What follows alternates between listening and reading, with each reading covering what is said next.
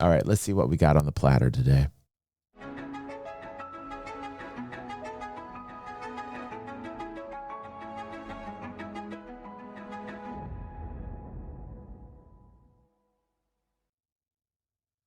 Good morning, good morning, good morning, and welcome to DG360 in the morning. We're starting out the morning in a very fabulous way to what looks like a Canadian lumberjack giving us science facts.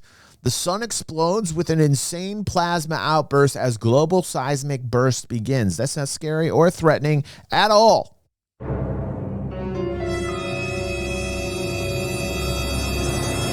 Is this really the way we're going to start our morning out, Pepe? Okay. All right, let's listen to the Canadian lumberjack man tell us how we're all going to die. All right.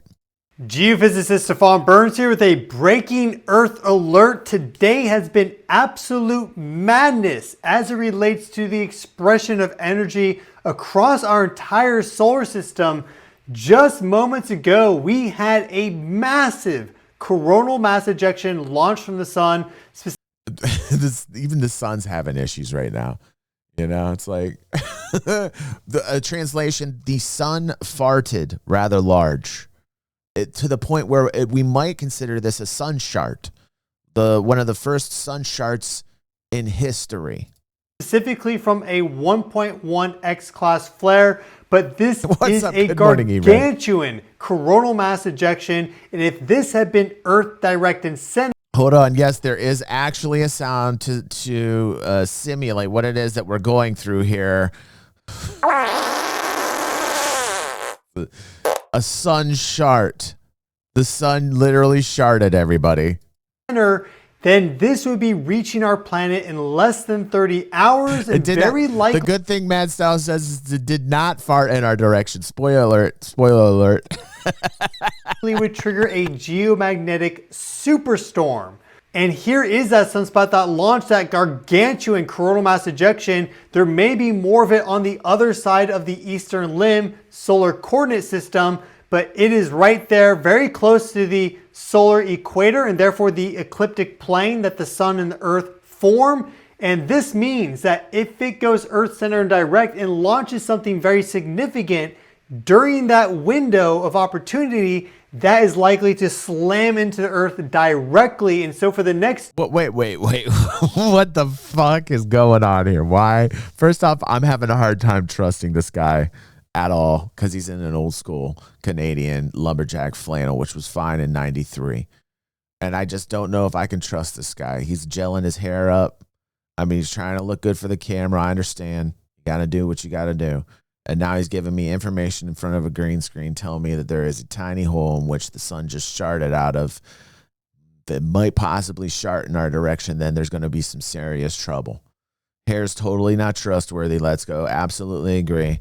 Get a haircut, motherfucker. I'm not going to take my news seriously unless you look like Walter Cronkite. And get a tie on, motherfucker. You're a geophysicist and you're delivering the news. Let's get professional already. 2 weeks, we have a heightened probability of there being very significant solar activity because we just saw a gargantuan coronal mass ejection from this sunspot. And that's not all. We've also had a string of high magnitude earthquakes today. 4 earthquakes greater than magnitude 6, the strongest being a magnitude 7.7 earthquake that occurred in Myanmar. I don't know, man. Is it such a good idea that we connected the entire world like this so we know every bad little fucking thing that's happening? I mean, these are really bad things happening all at the same time. Can I just take a breath? Pepe, do we really want to start the morning out this way? Do you guys really want to do this to me? Jesus. Just 12 minutes later, they had a magnitude 6.4 aftershock. And so there's been widespread devastation. Oh, God. Did you see this? These poor people. Where was it? In Singapore. I saw this in the Discord. Where the building fell down. It was like a new construction building. Where the hell was that at? Holy fuck, man. Thailand. It was Thailand. Thank you, E-Red. Holy shit. I mean, my God, man. What in the actual fuck? I remember being in 7th grade watching some crazy thing on Nostradamus where he's predicting shit like this in his quatrains. I remember it was in our fucking history class. Of all classes, our history class, and the guy played like a Nostradamus special where they had to bring in the TV and the VCR.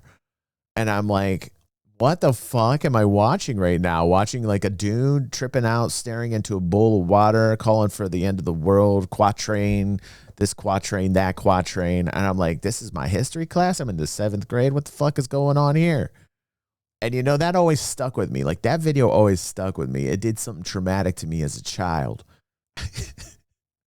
I started questioning everything. I'm like, fuck, man. This quatrain 1467 says we're all going to die because we eat each other. Quatrain 1432 says we're all going to die, multiple fires and earthquakes. And like, you know, that shit hit as a kid. I remember going home asking my mom, I'm like, Mom, was like, why did Mr. Lawbacher make us watch a Nostradamus? Can you ask me why? My dad got upset. Like, why are you watching Nostradamus? Why is Mr. Lawbacher showing my son Nostradamus in a history class? He should be learning about Patton in World War II. Yeah. Like, you know what I mean? Even though he is a Buddhist, he was a history buff, and he loved his fucking history channel, you know? Shit. Dad loved that. Dad loved that. Anytime I'd be when I lived there, I moved out when I was 19 years old, but anytime I'd go past the living room, Dad was always sitting there watching the War Channel or the History Channel. And you know what? I was cool with that. And he'd start talking, and he'd elaborate and go on these fucking paths about, you know, like Hitler and what happened to him and all these things, man. Crazy talk. But he built old World War II P-52 Mustang models with me. He was great. He was fucking awesome. But back to the end of the world now and Nostradamus. Because when I watch this, it's exactly what Quatrain 3432 said.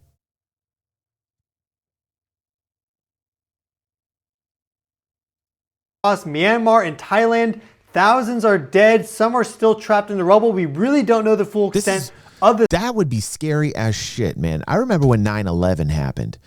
I don't know how old some of you are here, but I remember. And fuck that crazy shit, man. I remember Penny in the office started crying when the building went down. Oh, she's crying. I was like, oh my God. It wasn't even like, it didn't even really have an impact on me because it was like surreal. And I was like, nah, this can't be happening.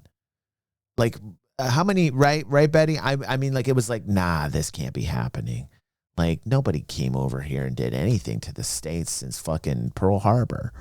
Like, this isn't happening right now. And then it started hitting, you know. It really started hitting throughout the day. I was like, holy shit. Maddie says she slept through it all. And it really felt surreal. It did. You remember that vibe? And these poor motherfuckers in Thailand. Thousands are dead. It's like the same vibe. Like, they're like, holy shit, but it's like to a natural disaster.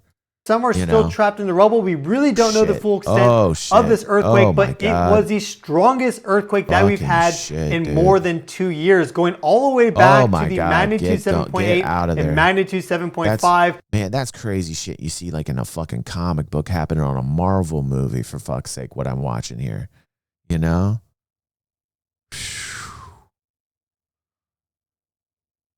Crazy what's happening right now.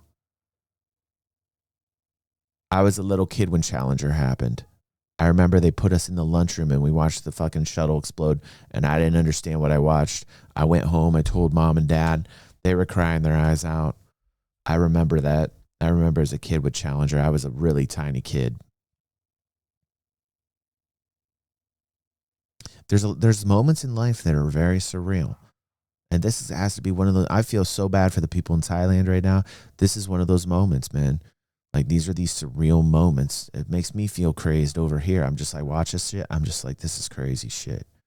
Double earthquake sequence out of Turkey near the Syrian border on February 6, 2023. That occurred when we had a full moon. We have a new moon tomorrow. In fact, a partial solar eclipse, meaning that the moon is exactly along that ecliptic plane, increasing the gravitational force vector. We have stronger earthquakes and a higher likelihood of them during... Oh, the Chinese were building the tower and they didn't respect the actual laws of fucking physics, and so they build it cheap. Is that what you're saying, Erad? That's like, where is it in Europe where the patio fell on all those people and 8 people were killed? I can't remember what country that was in. pretty current. I think it was within the year or two that had happened, because they build everything so cheap and bad.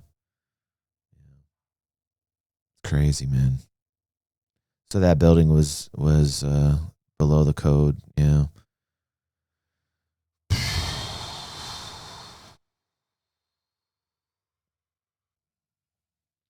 This is insanity, dudes. I don't know if I want to start my morning out this way. It's pretty heavy. Such planetary alignments, and that's I not might the tap only out. high magnitude double earthquake sequence that we've had today. We've also had 2 magnitude 6+ earthquakes Yeah, along I'm the getting there. mid-Atlantic ridge. All right, I can't do this. I can't do this. Like, I can't do this. This is like, I'm getting anxiety. Like, can we salad vibes this? I'm just getting anxiety. Warning, incoming salad vibes. I can't. I'm sorry whoever put it in our Discord, but I cannot do it. Let's do the next video here, which is, what if the Earth rotated 90 degrees? Wait, what?